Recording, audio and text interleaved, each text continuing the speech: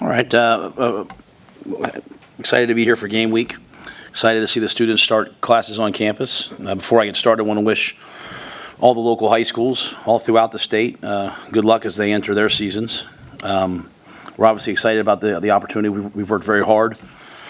Excited to play a home game. Excited to play UTEP. Coach Walden is a winner. I've known him since all the way back at East Texas Baptist, and he'll bring elite energy.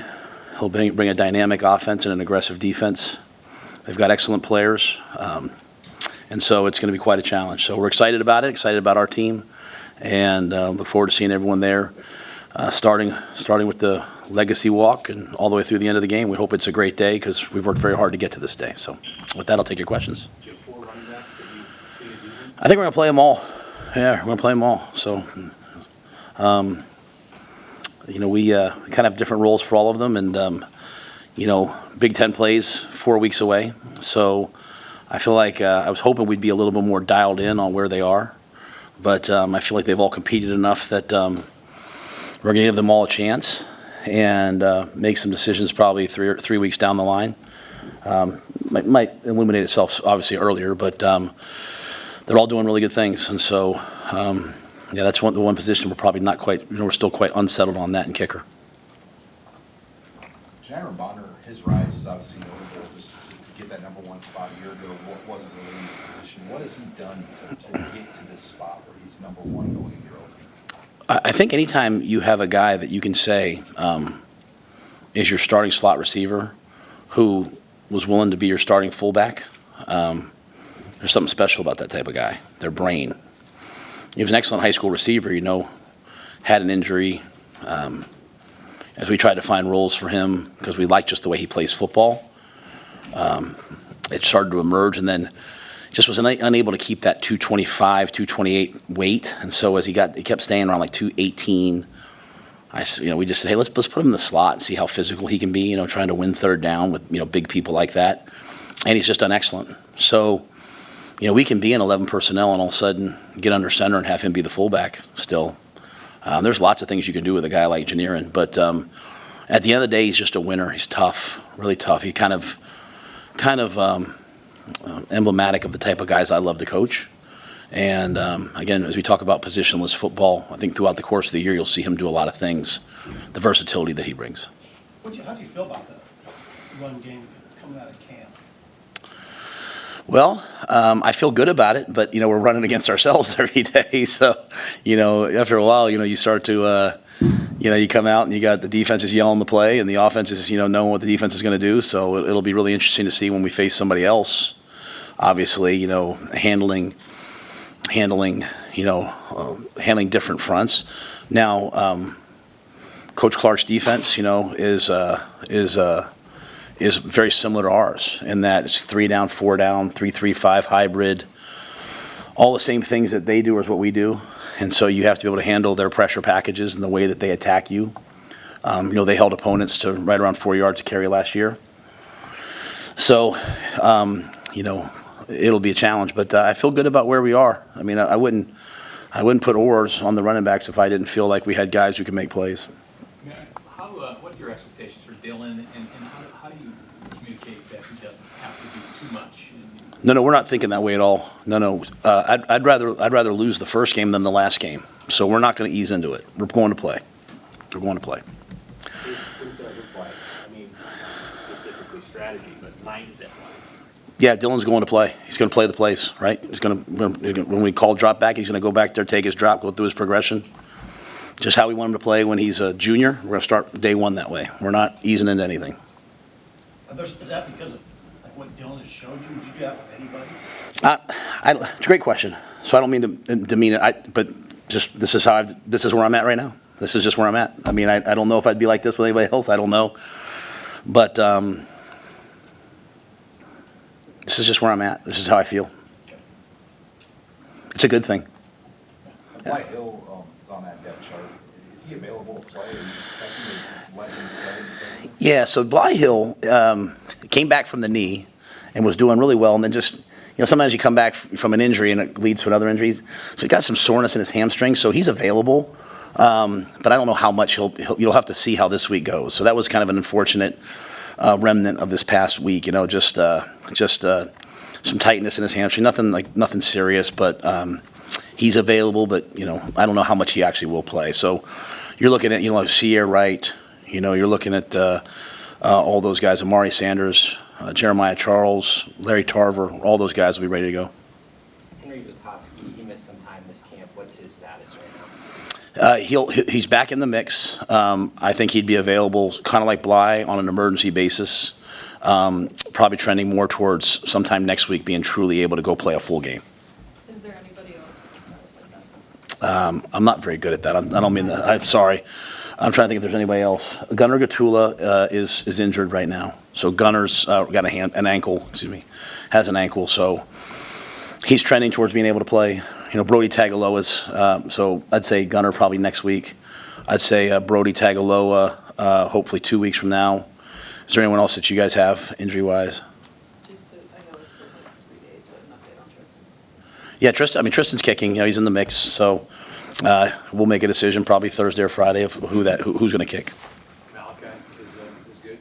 Yeah, Malachi's healthy. Yeah, Malachi's healthy. He's just he had a groin, so he's just a little bit further down on the depth chart right now. Hey, you mentioned Baylor 2019 and how some of the things leading up to this season have reminded you, or you've chosen to do in a similar way that you handled with that team, like with the longer camp. But, are there other similarities in those 11-win team? I think are there other similarities? I sure hope so. Do you see some of those things, like in just the maturation process of this team, their accountability, things like that you look for? Yeah, the hard thing is that was year 3. And, the team in year 2 figured out how to win. They got to a bowl game, and they won the bowl game. So, that's really, we haven't made that step. We haven't gotten to a bowl game and won a bowl game. So, year 3 for me, there were a lot, it's funny, there were a lot of people thought I was, there actually was they were reporting on the news that I was leaving, taking the Jets job. And I was like, I'm not leaving here. I knew we were going to be good. I knew, those guys they were dialed in. So I think we have the same level from our older guys of accountability. It's just, learning how to win. It was a 53-yarder by a walk-on kicker to send the game into overtime against TCU. We had the ball 2nd and 19 with a minute left on our own 1-yard line, and Charlie Brewer took us 99 yards. We dropped the touchdown. So, we won 4 games in overtime or on the last possession. That's the secret sauce of where we have to get to with this team, right? But so that's why I'm not easing into it. I'm not going to just sit there and say, hey, Dylan, hand the ball off 42 times, don't throw it. Oh, hey, go win the game for us. I'd rather coach the mistakes now, and if there are mistakes, coach the mistakes, and then when the time comes, he's prepared for those big moments. As excited as everyone is to play, how good has this team been at trying to kind of stay in the moment, not get ahead of itself in football camp? Yeah, they've been they have their own saying. That's not mine. They say one better, and I think they've done that. They try to get one better every day. I think Corey or someone did that, and they stick to it. Not everything's perfect, but and again, there's just a core group of veteran guys that just kind of make the thing go. So, I think you're going to have everyone who starts on defense, but maybe one guy is a senior. Is that correct? Or could be a senior. Still some COVID years out there, and some injury, but pretty much everyone's a senior, right? So when everyone asked last year, why is the defense so much further ahead of the offense? Well, there's a lot of guys on defense that played a ton. Well, now what you're seeing on offense is you're starting to see the guys who've weathered the storm. They're getting a little bit older now, so hopefully, there's that mix. So I think they've done a good job. How might the offensive growth open up Zach's play sheet a little bit after he was pretty limited last season? Yeah, at the end of the day, to me, offensive football is about getting the ball in the hands of guys who can make plays and letting them make plays. And really, I'll just go back to the running backs. It's really about when we block it for 4, we can't just get 4 anymore. We need 4 needs to become 12. Block it for 4 and it needs to go be 80, right? And so that's the step that we have to see. We have big receivers, so we're going to face a really aggressive defense. They'll play man on us, and so there's going to have to be a lot of big body catches. And instead of trying to scheme up the perfect play, we're just going to call plays and let the fellas go win. And so when you have guys you believe in, you got to let them go win. And Seth's got it all at his fingertips. And the offense has worked really hard since the first week of June on these plays. Like, we're not going to go out there and reinvent the wheel. We're not tricking anybody. Like, we know what we're doing. We're going to go out there and do it and see what happens. On Jamal Banks, I mean, has he just been everything you were hoping he would be as a leader person, given that he got a single-digit jersey and he's kind of one of the top receivers? When he came in on his visit, both he, Miss Christie, his mother, a lot of times guys will sit there and they'll tell you their goals, and he was talking about nonprofit work and the things he wanted to do someday, and I hear that a lot, right? And he's one of the first guys I've ever seen. Like, some guys do it, but to the level he's here to help affect other people. Like, there's not a day that I'm not blown away by his impact on other people. He just lives such a life of gratitude, and he is an amazing, amazing person, and so I think he's had a really good effect, on those guys. And then his professionalism. Him and Nayor have brought a tremendous sense of professionalism to an already really good group. And so, it's gonna be kind of funny out there. You're gonna have Nayor, playing at his third school, fourth or fifth year senior in one play, and then you're gonna have Jacory playing his first college game, probably the next rep. So it's kind of it's a fun time to be at Nebraska with these guys. But Jamal really is. And what's great about Jamal's voting? The guys on defense voted for him. The O-line voted for him. He's respected by everybody. Back to the nonprofit stuff that you talked about. What's amazing? You probably should talk more to him. He led our team for us, though. In terms of what he's doing outside, but for us, he led our team in community service hours. He led our team in, we do our off-season points. He literally shattered what anyone else had ever done. I'm talking about at 3 schools. Just the amount of stuff that he did in the off-season, and he does, shattered anything anyone's ever done. And so, and he and Elliot Brown, and Elliot was right there with him. And so it's just, I just hadn't seen somebody do that, right? Normally you come in and you're like, I'm a one-year guy, yeah, I'm a buy into the culture, but I want to put some good stuff on tape and get drafted. He came here to try to help change our culture and improve it, right? And because every year you change your culture, and every year you redo your culture and improve it. And Jamal was just the most amazing addition to that. And it's good when other transfer guys come in and maybe they're struggling with the things we ask of you, and they see him buying into it and having the success he's having, and say, you know what, maybe I should try this. And so the impact of Jamal Banks will be here for a while. In the 8 months you've kind of been able to be around Dylan, how have you seen him just navigate the attention and kind of the push-pull that kind of comes with being him coming here? Well, I think like anybody else, there's probably parts of it he likes, right? There's part, you like when kids have your jersey, and you like when people come up to you, and you like all that stuff. At the same time, I think he's done a good job so far of, always humbly working. To me, he texted me every night last week, may I please be late to curfew, and he'd send a pic. He's still in the building, right? And so I come in this morning to get my little old man workout in, and I go in, there's music in the cardio room. I'm like, who's in here? And he's in there riding the bike this morning at 6 a.m. So he understands that, to get all that, you have to have work. And, and I remind him, this position, when you're the quarterback at the University of Nebraska, you better be ready to ride the highs and lows. And your life better not be about what other people think about you. You know what I mean? It better not be that. And I think, he and his family have instilled that in him. So, and he's a good teammate. He does what he can with the fellows to help get them ready as well. From a style of play standpoint, what can fans expect out of your team on Saturday? I think they're gonna have to come and see it. I think they're gonna have to come and watch. I don't want to give away too much, but we're gonna kind of play the way we play. We like to run it and throw it. Not just run it, but we still want to run the football. The key tenets of football are what they're supposed to be. But I think the biggest thing for me is we want to play complementary football, right? We want to. We want to win the turnover battle. We want to be physical. We want to have a culture of execution where, and when I say execution, it's not jumping up and making the one-handed catch. That's the last phase of execution. We want to align and assign properly. We want to play, with great energy and dominant contact. And when the chance comes, we want to go make a play. So I think we have a lot of good players on our team.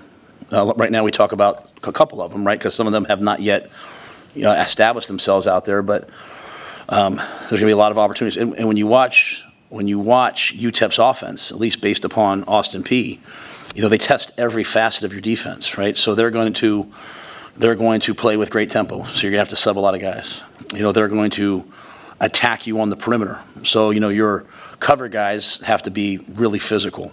They're going to take shots down the field. They're going to run the quarterback. Their tailback, I want to make sure I say his name right, Javon Jack. I don't know if it's Jevon or Javon, but he's an excellent football player with elite contact balance, and he can make you miss. If you look at most games early in the year, games are won or lost in week one based upon tackling and based upon giving up big plays and missed assignments. You watched the games the other night, right? You watched the Georgia Tech game. They bad snap. Okay, they have the ball on the 39-yard line. They throw a tunnel screen out. They make that tackle, and it's a long kick. They miss that tackle. He's down at field goal range, and they win the game. So we're gonna have to tackle really well. They brought over a lot of talent, a lot of skill, a lot of speed. So I think our fans will get a chance to see our defense tested in ways you don't get tested in the Big Ten. I mean, it's going to go from a bunch to 5-by-0 to double pass to trick play to tempo to inside zone. I mean, it's really a great offense. They averaged 34 points, 6 points or something like that a game last year. And while they run, they only averaged about 68 plays a game. Last year there's some game, but they're going to go fast. So it'll be a challenge. It'll be a real challenge. It'll be good for our defense. If we can handle it, it'll be good for our defense. Come out there practice, and every other play is a redo right now because we're just not handling the amount of things that you don't really see that when you go to a Big Ten game. So it's a wide open style that, is fun to watch. Hopefully, not fun to play against. Your depth at safety, Premier Stewart, was he hurt at the start of camp or just not on the wall? I didn't bring him in. I didn't bring him in. And also Derek Branch, just want to ask about those two guys. Yeah, Derek's done a great job. Derek was a guy that we kept up last year. He's a legacy player. He's just a smart, heady, tough football player. He's dependable, does things right. So he's getting an opportunity right now to play on some special teams as well. But Ramir, I held him out from the season. Just has really been his weight. Being where it's supposed to be. And to his credit, he handled that. And when he showed back up at camp, he showed back up, and he was in good shape. His weight was down, and he got an opportunity. He played the way we're not capable of playing. See, we believe that Ramir's a really good football player, and he just is going to have to. He just had to cut loose a little bit. So he's in the mix. He'll play on teams, and keep his weight down about 205. When he's at 205, he's an excellent safety. How beneficial will it be that defense is so experienced with being the up-tempo style play that UTEP plays? Yeah, well, I mean, the benefit of it is probably that, our guys have a lot of those guys played Colorado last year, and it was 13-7, and all of a sudden that blew up to 36-13, and you realize how if you're playing a type of team that is going to play you with tempo and try to win on the perimeter and run tunnel screens. You go back to that game at Colorado, it was the tunnel screens that these guys run that can really hurt you. Jake, well, I know Coach Walden, it's his offense. Jake Brown is the OC. Jake was the OC last year at La Tech. They ran two middle screens that should have been touchdowns. One, Jamari made an amazing play, and one, they kind of got in their own way, but they had us dialed up. So, when you have older guys, you can warn them of things, and they don't take it as like, oh, Coach doesn't believe in us. Oh, Coach, don't worry. Like, you have to have humble confidence, right? Like, you prepare for everything. And so going back and watching the way Jake and them attacked us at La Tech, going back and watching the tempo of Colorado affect us in the game, late in the game, going back and watching Coach Walden play Alabama 2 years ago, watching them play Tennessee a year ago, watching all of their games last season, you can see the ways in which they've hurt people, and then veteran players should set out, lock their jaw to get ready for those things. When you play these teams that just roll out 50 new players, they have this week, next week, how do y'all as a staff just feel prepared for that? We watch a bunch of film of a bunch of different people. You're watching, if you want to watch Goodman, you got to watch Austin P. You want to watch Jackson, you got to watch Austin P. Then you got to go back. If you want to say the quarterbacks, you got to watch one here, you got to watch one at UTEP. Then you have to go, you got to watch Eastern Kentucky film, and then you have to watch the O-linemen. But as much as anything, we always try to focus on ourselves, study the other team's players, focus on ourselves, and then say, what do they have? And I think a big piece of it's going to be the tempo. It's going to be the heat. It's going to be 85 degrees. I'm glad we got, the mock game on Saturday was 100 and some degrees outside, so that was good for us. And, even after we were done, we ran conditioning. So I think we're in pretty good shape. After locking it down for the two major scrimmages and wanting your guys you mentioned to just play their game, how are you hoping they translate that to then playing out there in front of 90,000 on Saturday? Yeah, nothing should be different. Nothing should be different. No, you should not play differently when there's people watching. If you played differently, you were doing something wrong to begin with.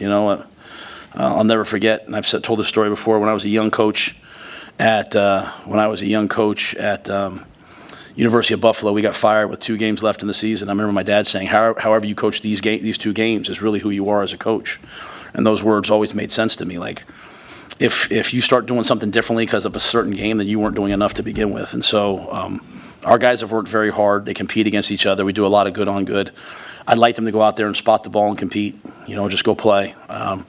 Prepare with tremendous respect for your opponent, but when we go out there, it's about us. And I want to see us ride the highs and lows of a game. That's the difference, right? Like, they played Tennessee, and it was 6-6 right before the half. Like, you could feel Tennessee losing their mind a little bit. Like, this is a really good football team, and Scotty's a great coach. Like, they're going to go for it on 4th down. They're going to take their shots on us, and if one hits us, we have to regroup and say what's next and keep playing. And thankfully, these games this past weekend showed a lot of that, right? It's the teams that were resilient that could ride the highs and lows of a game, like that won. That Montana State game, I mean, they're down by 17 and they come back and they win, So I think just, again, constantly educating our guys about, now that we're in the games, this is what it takes to win.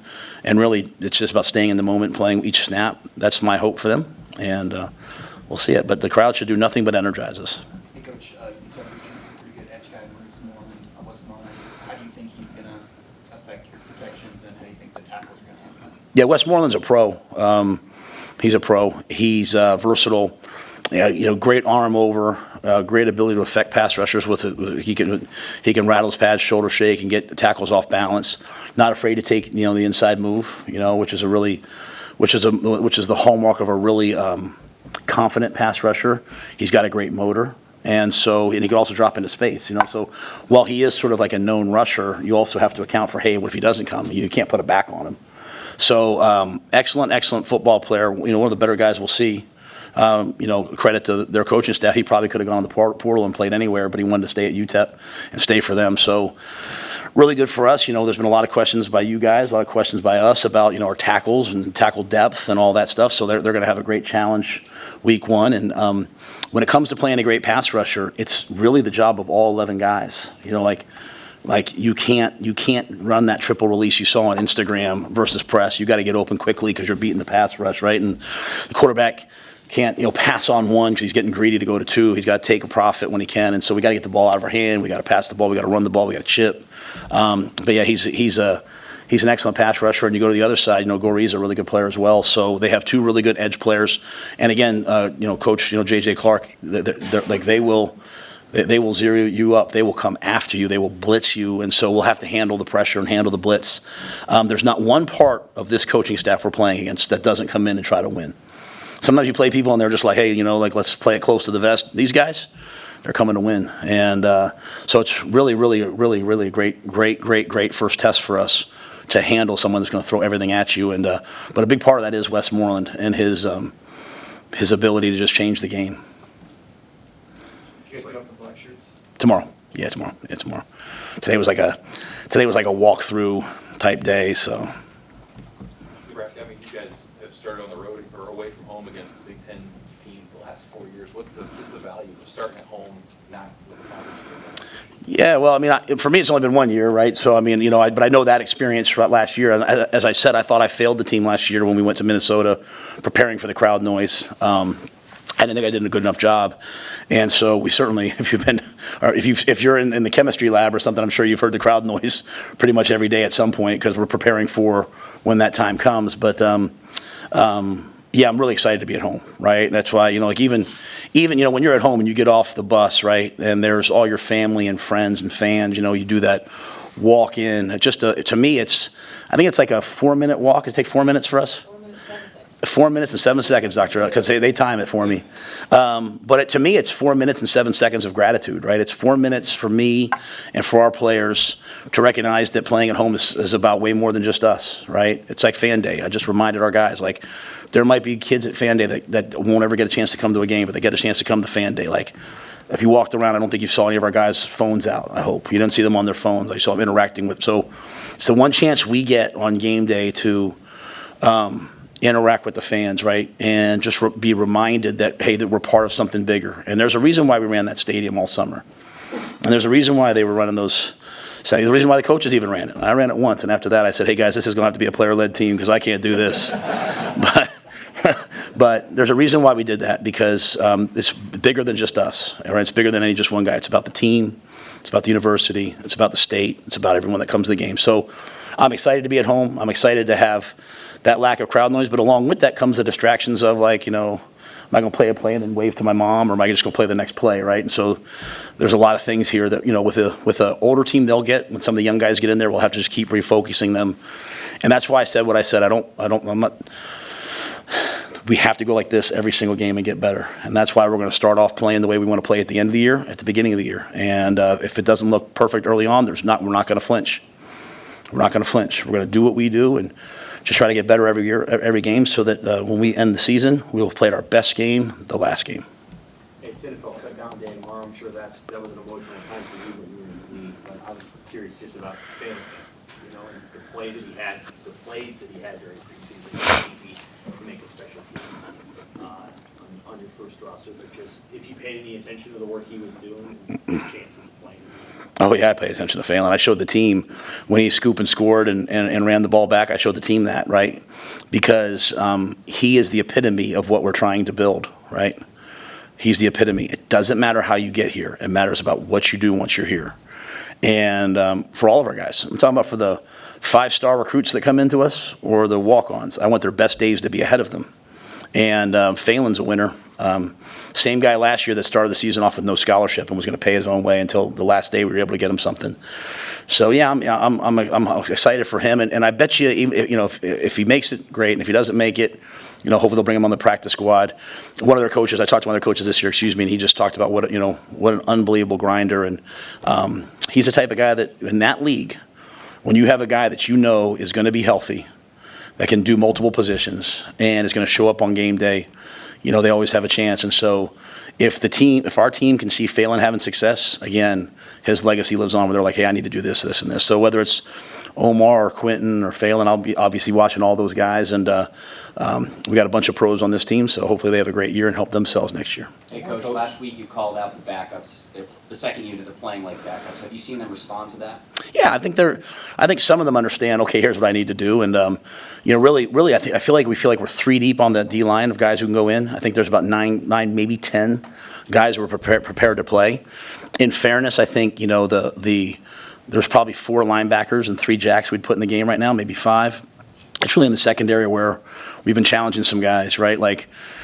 If you're here on scholarship and you're a DB and you're not starting on special teams, you have to really look at yourself and say, why? I'm fast, I'm explosive. And so I've seen some of those guys. I think they've improved this week. We've really challenged them. And, our season will go based upon our depth. And so we should have good depth. We just have to just keep coaching it. One more, if there is. Hey, on coaching assignments, who will be in the box for you guys this year? Yeah, we're still kind of working through a little bit of that. And I only say that to say because, the iPads, as we've done it, every time we do it, we love it. And we do it every day at practice. We have it every day at practice, too. So there's still some stuff remaining to be seen. But Marcus will definitely be in the box, and I think Garrett will probably be with him.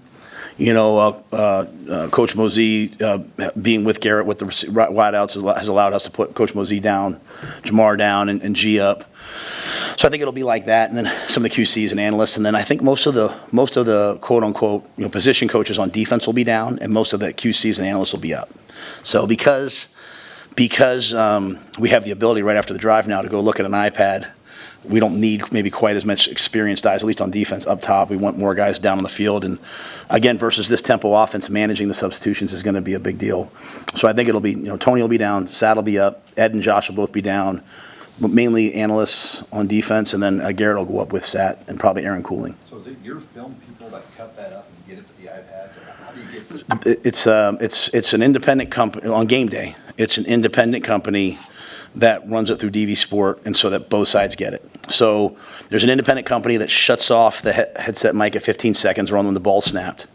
So there's never any gamesmanship, and there's an independent, we're getting a different feed. So it's not even our cameras. It's a separate camera that's getting us the video. So in the box, the video is real time. Play hits, it's wired in, they get that play right away.